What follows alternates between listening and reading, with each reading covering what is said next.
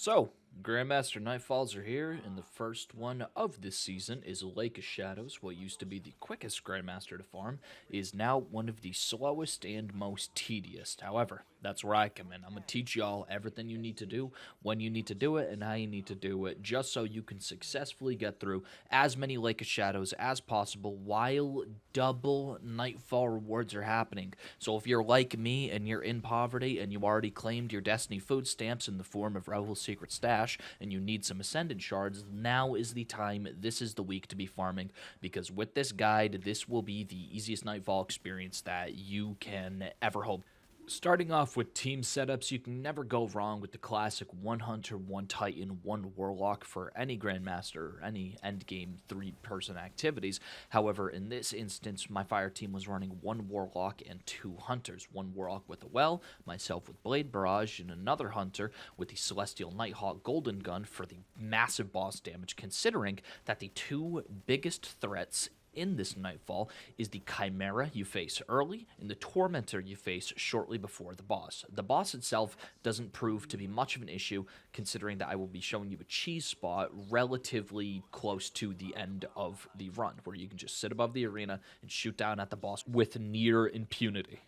For weapon setups, the champion types in this Nightfall are exclusively Unstoppable in Barrier. There are more Unstoppable champions than there are Barrier champions. However, that doesn't mean they're not easy to deal with. The hardest Barriers and Unstoppables that you are going to find are going to be in the middle of the strike when you're escorting the Splinter to the Chimera. This season, we are working with Piercing Sidearms, Unstoppable Hand Cannon, and Unstoppable Bow as artifact mods. In my opinion, these can be largely disregarded considering the weapon recommendations I'm going to be making in forms of intrinsic anti-champion properties in the form of Malfeasance and Wish Ender. Both of these exotics do massively increase damage to taken opponents, which this strike is more than half made up of taken opponents, so taking a Malfeasance and Wish Ender as your fire team's primary damage options are going to be useful for dealing with champions and every other ad in the strike. For weapons, you should consider special and power weapons that have long-range capabilities, considering that the enemies in the Grandmaster Nightfall are 1840 base and do incredibly high damage if you get anywhere close to them and aren't staggered easy, thanks to the Champion and Grandmaster Nightfall properties.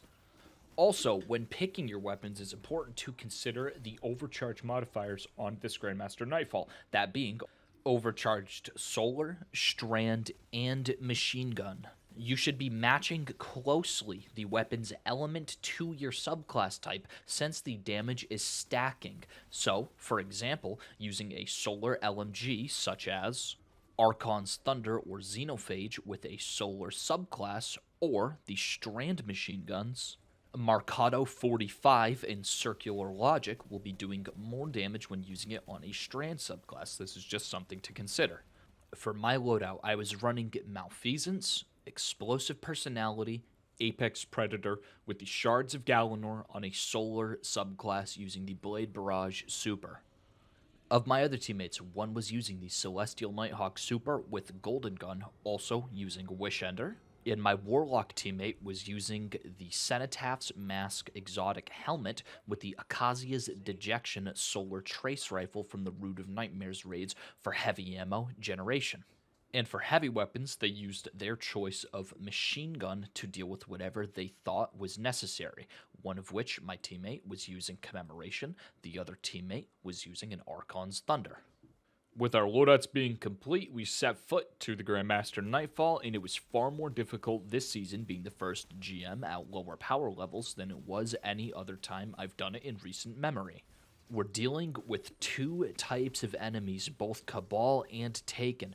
The Cabal enemies being the far more dangerous ones in my opinion, considering the way they charge you with shields and spam more grenades than you can count due to the Scorched Earth modifier that is on this Grandmaster Nightfall. For a step-by-step area guide, look no further, because I'm not going to be providing with that. Instead, I'm just going to give you the most general advice possible. Do not push, kill enemies one group at a time, and play back as much as you can. Whenever there is a splinter, escort it only so far.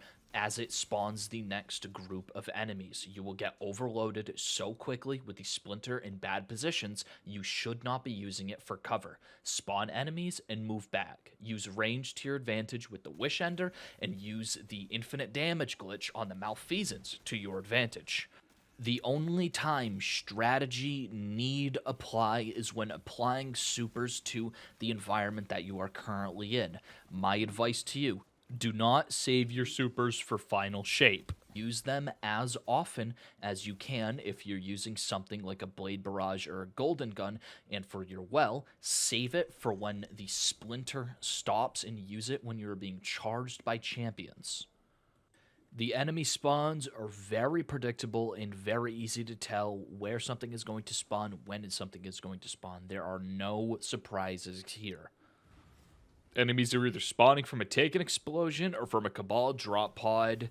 Think with your brain whenever you're approaching, and think with your brain and just make sure you're looking in advance of where you're going, just so you're not getting killed by stupid things like the Scorpio turrets. Shoot them at range. Do not charge the Scorpio turrets.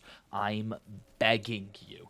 Too many times if I had teammates charge them without clearing them when they have a Wish Ender in their hands, and it is the stupidest thing known to man. Also, this season, Celestial Nighthawk, Golden Gun, Wild Radiant will one-shot barrier champions, and it will one-shot unstoppable champions if they are stunned. Use this to your advantage, because killing a champion with the Celestial Nighthawk Golden Gun will give you approximately 30% of your super back right off the rip, and it will generate a lot of orbs for your fire team so they can use their supers more. It's very easy to keep supers up and to keep supers consistent. You should be using them almost as often as you're getting them, except in the situations where you are just running from point A to point B, triggering enemy spawns.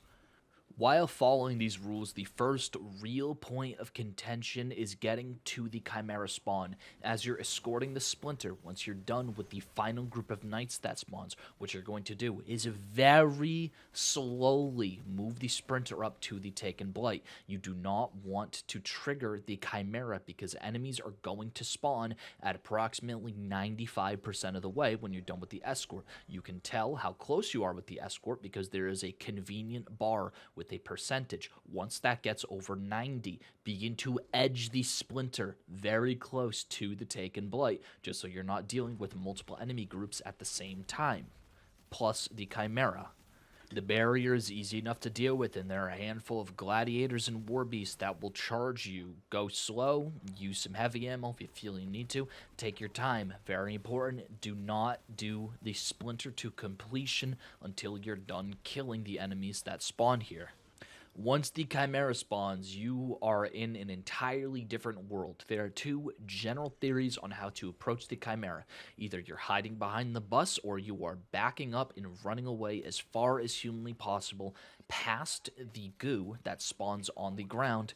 There is safe spaces near the bus and far enough back where you can have a safe line of sight to the Chimera, and safe places to hide and regenerate from the various wizards and shots that the Chimera sends at you. Besides the fact that the Chimera is outrageously healthy, wizards will spawn and they will give you a little bit of a trouble, but 2 or 3 detonates from Malfeasance will be enough for them, and 3 or 4 arrows from the Wish Ender will be enough to kill them. This thing is just a massive time and ammo sink.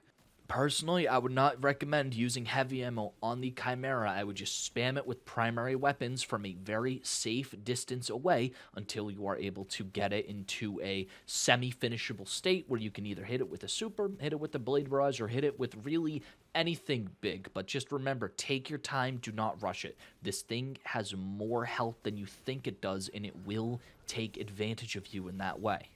Once you're done killing the Chimera, detonating the Splinter, it is time for the dam/power generation section of the Lake of Shadows, and this is as easy as it can be. There's not a lot of enemies compared to the first escort area. However, you just have to remember to take your time, go slow, clear section by section, use the high ground provided to your advantage, since there's only one section where you're fighting uphill and that section is relatively small.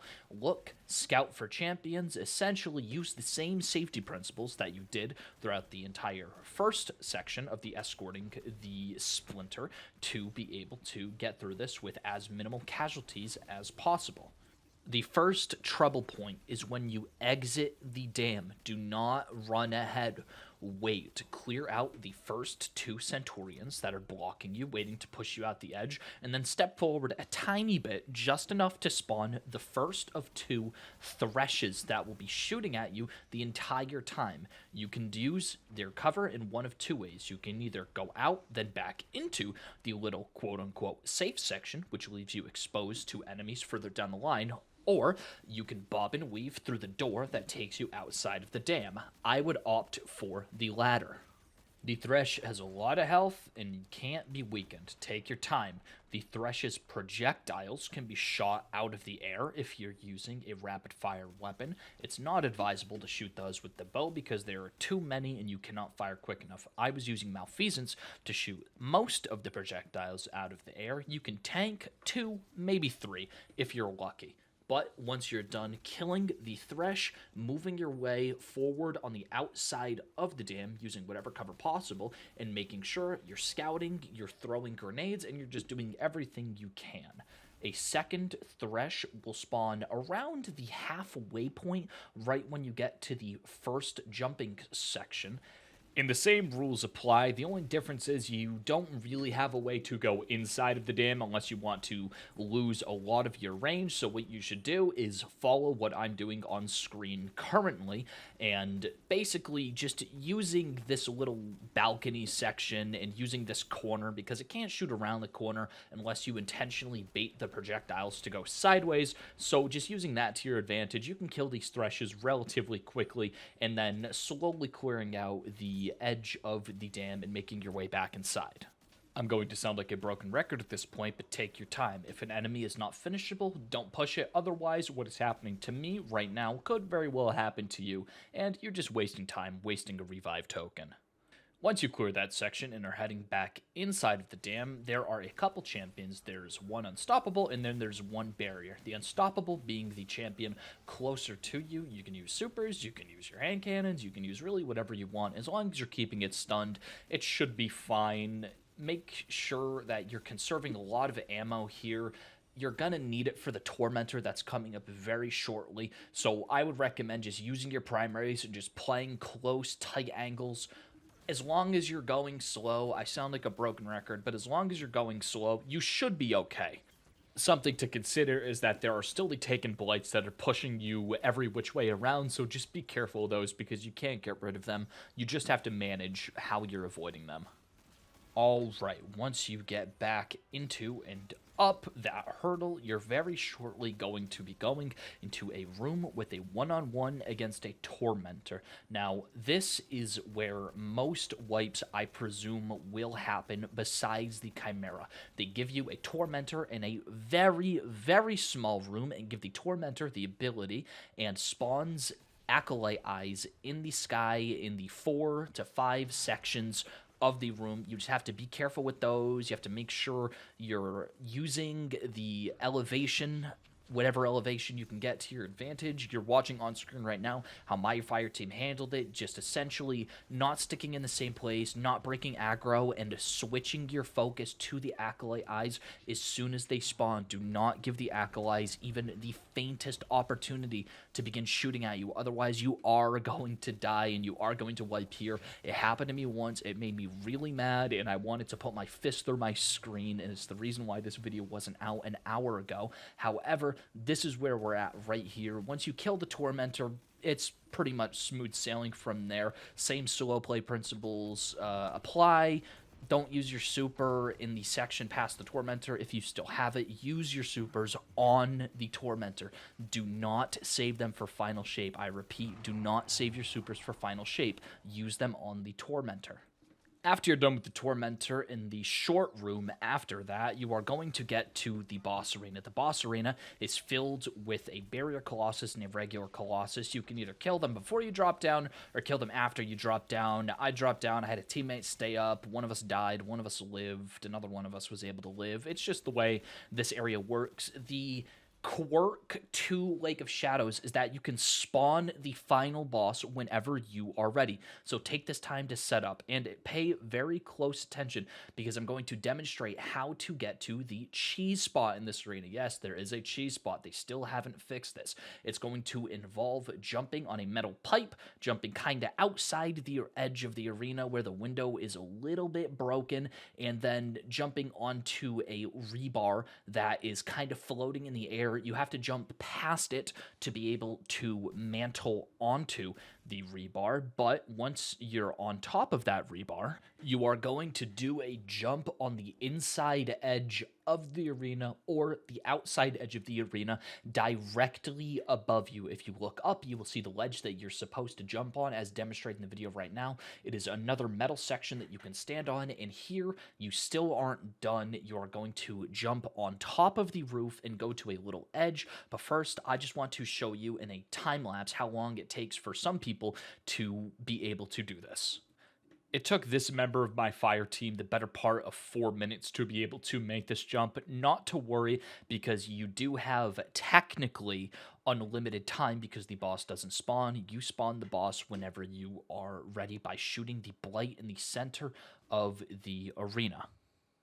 Once you're finally on top of the pipe, you have to jump out of the arena briefly onto the dome and jump to a ledge with a baby bumper next to it. Once you're here, you can't fall off, and it is really, really hard for enemies to shoot at you. However, it is still possible for them to shoot at you, so it is important to kill the knights. Otherwise, the knights that spawn have the chance to shoot the AoE fire attack up onto the ledge. A member of my fire team did die here, as you can see on screen right now. But all you have to do is take your time, shoot at the boss. You can use everything at this point. You do not have to jump down. I repeat, do not jump down under any circumstances until you are done. From here on out, it's easy peasy. The rest of the Nightfall is effectively free. You just have to make sure to be killing the ads as they spawn, mainly the Knights, sometimes the Scions, and you do have to make sure that you're killing the small taken blights that spawn that provide the boss immunity. But apart from that, we're done. This is probably an easy Nightfall to farm. It took this fire team 35 minutes to do it. I've done it quicker. I've done it slower. It all depends on the team. This week is the new Undercurrent grenade launcher for the first time. It's going to be good in its adept form, and it's something interesting to farm. I got 4 sended shards, and apart from that, I got nothing else to say. Thank you for watching. This was my guide, and I'll talk to you next time.